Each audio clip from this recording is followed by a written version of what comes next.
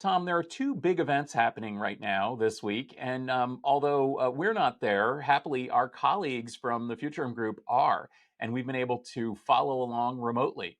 Those two conferences are the Red Hat Summit in Denver, as well as the RSA conference, which I know that both of us have attended previously. So let's take a look at some of the news coming out of those two conferences.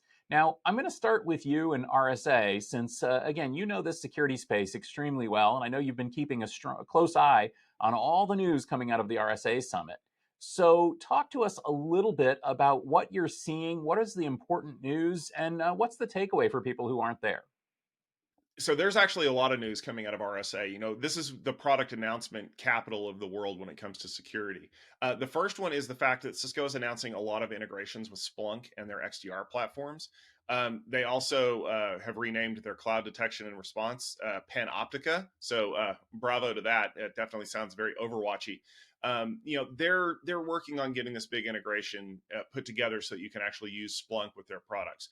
I highly applaud that because you spend that much money on a company, you want to make sure that you're using them effectively. So, one of those things, watch this space for more information coming out soon. I know that our Futurum colleagues will have a lot to say about this.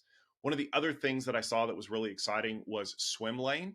You may recall that I've written some stuff about swim lane already this year, talking about some of their new AI powered security features. But one of the things that allows swim lane to really thrive in this environment is their automation capabilities. Well, they just announced a new marketplace. And what that is going to allow you to do is to go out and download automation integrations, playbooks, things like that to essentially augment your automation story. That's super valuable because nobody deploys automation all at once. So I'm looking forward to seeing how this marketplace thing takes off. Another big piece of news that came out was our friends over at Cato Networks. You may recall they're a SASE company. They released their Control SASE threat report for the first quarter of 2024. One of the big things that I got out of this is that they're now saying that zero-day attacks are not the biggest threat to companies that are out there. It's the fact that they're sending unencrypted data across the WAN at frightening regularity.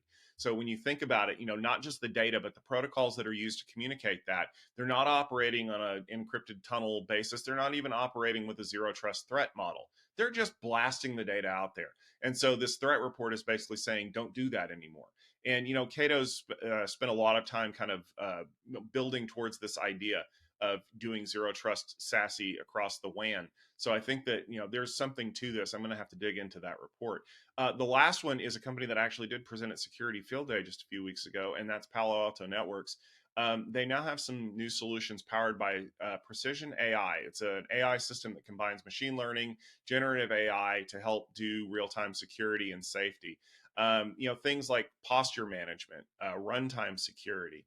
They're integrating AI into all of those pieces. And of course, they have new add-ons to Cortex, which is an SOC platform that's also integrated with Precision AI. So you can see kind of some of the hints in here. We're getting some AI focused functionality from some of the larger companies like Palo Alto and Cisco, but we're also going back to kind of what we consider to be our bread and butter with some of the smaller companies. And there's literally in the linked articles just like hit after hit after hit of companies that are including these things. They're releasing reports, they're releasing products. So you're going to need to tune in and definitely check that out. I know that Shira Rubinoff and Krista McComber have been talking to a lot of companies on the floor at RSA.